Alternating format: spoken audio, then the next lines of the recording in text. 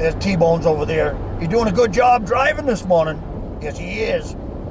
You know, he's got them horses under control. Trying to woo them horses. Got them horses under control. Got this carriage going in a straight line. Yes, he does. I can't help but notice, Warren, as we get here, we're getting a little bit of fog in the air. Yeah, well, we're getting higher up in elevation, so Yeah. we're going to have some fog up here that we don't have in the lowlands. I can see some tumbleweed on the way. Some tumbleweed, you say? It's getting a good little backdrop here. I'm starting to get a little bit more excited. Now, I'd like you, on any of the videos that we're going to be posting, I'd like you to go ahead and let us know, what is your favorite part about Red Dead Redemption? Do you like story more than online? What is it that you like about story or online? I can tell you that 99+% of my time playing the game has been online. I love the online. And the story, I found that it was extremely slow.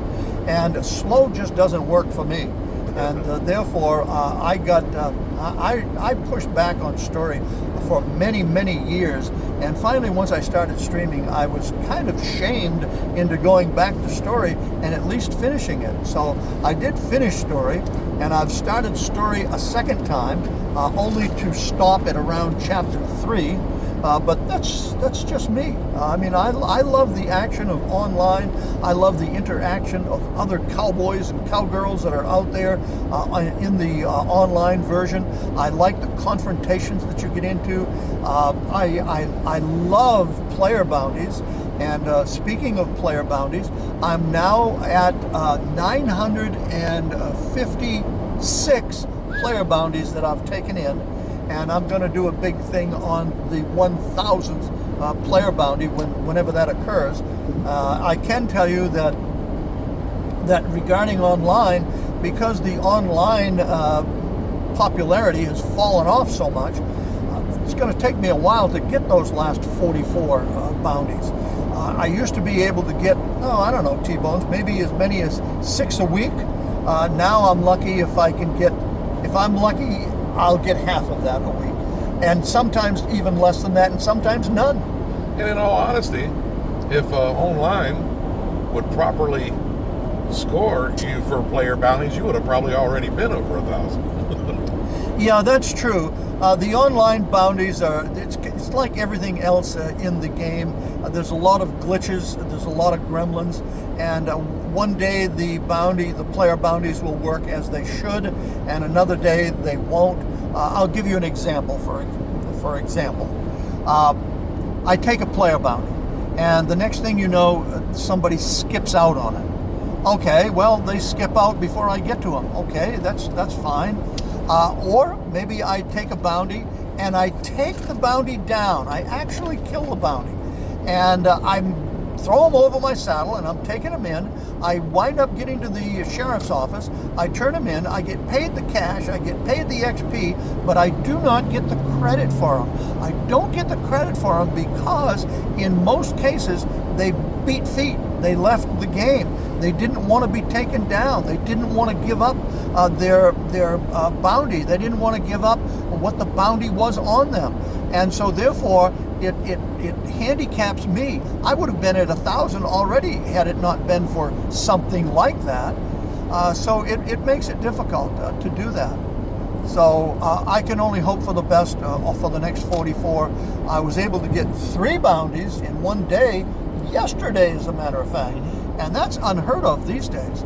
And what I do find is that in most cases, the bounties these days are for low levels. The lower levels seem to eat up shooting up the towns, getting a bounty, and then having the locals chase them. And when I say locals, I'm talking about local sheriff, local police, local bounty hunters, AIs, for example. But the moment that I get word of a player bounty, man, I'm on it. I'm looking all over for them. Now, one of the interesting things about player bounties is there's a couple of things, really. One of them is shoot the guy in the back. Shoot him in the back, and you're gonna actually get a count towards back shooting another actual player. You back shoot them. You get a belt buckle, which you can take and reset 10 times and then get a medallion for doing that. And so although I'm approaching 1,000, it's only 1,000 for my belt buckle, not for the medallion. That would have to be, well, I don't even know that it can be repeated 10 times to give you a medallion. I think it's just ongoing for forever. But I don't think there's anybody else in that game that has anywhere near 1,000 player bounties. Now, when I talk about 1,000 player bounties, I'm talking about that's who I have taken in. And that doesn't mean that I have been successful on every player bounty that I've gone after. That's the furthest thing from the case. There have been times when I have been shot and killed, and the moment that you are shot and killed, it negates the count. It will negate the count. You will not get a count. Even if you go out and kill the bounty, throw him over your horse, take him on into the sheriff's department, and get your cash, get your XP, you will not get the credit for a count because you died in the process of taking him in. So, and I understand that. That's perfectly fair. So I'm just looking at bounties that I've taken in legitimately, and right now, even though I'm at 956, it should be over 1,000 at this point, just because of problems that occur within the game. How about you, T-Bones? Oh, I like player bounties too. Matter of fact, just the other day I had one pop up, and I went looking for them, and they ended up being on a train with about 3 other individuals protecting them. I didn't stand a chance. Okay. Sometimes that happens. I tried and I tried again. I threw dynamite. I did everything I possibly could. It didn't work. That sometimes happens. You know, I had a bounty that popped up within the last several days, and it was kind of funny because when they light up, I generally go to the player list and see who he is and what level he is to see exactly what it is that I'm facing, who it is that I'm facing, and what their skill level is, and go from there. Well, in this particular case, I went and I took the bounty, and there were 2 other posse members with him, so there was a total of 3 in the gang, and I've got to take in this bounty. Now, all 3 of these players are over 200 level, which means that once you become a level 100, they're really a veteran, and they have all of the tools that you could possibly have within the game to combat anybody else that gives them any problems. Well, in any event, I went after this bounty, and I shot that bounty down, and I wound up killing the other posse members as well.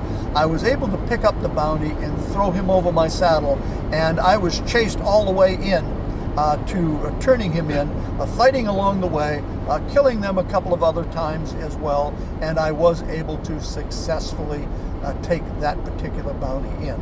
And no deaths. No deaths. Wow. So I got credit.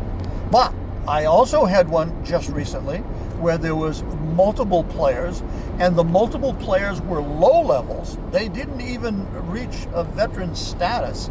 And that being the case, I thought, well, I should be able to handle these guys okay. But as it turned out, I would kill them. I killed the bounty. I was able to pick the bounty up, but then all of a sudden I got killed, and then it kind of pissed me off a little bit. So I went back after him, and I was able to get the bounty, and then I got, I started shooting them, they started shooting me, I shot them, they shot me, they killed me, I killed them. In the end, I had more kills than they did. I never did get the bounty turned in, and they were low levels. So it's like the old adage says, T-Bones, even a blind squirrel finds a nut once in a while. So in any event, the interesting thing is with playing online, you never know what's going to happen. You never know when it's going to happen or how it's going to happen. That's what makes online so fun, though. It's so unpredictable.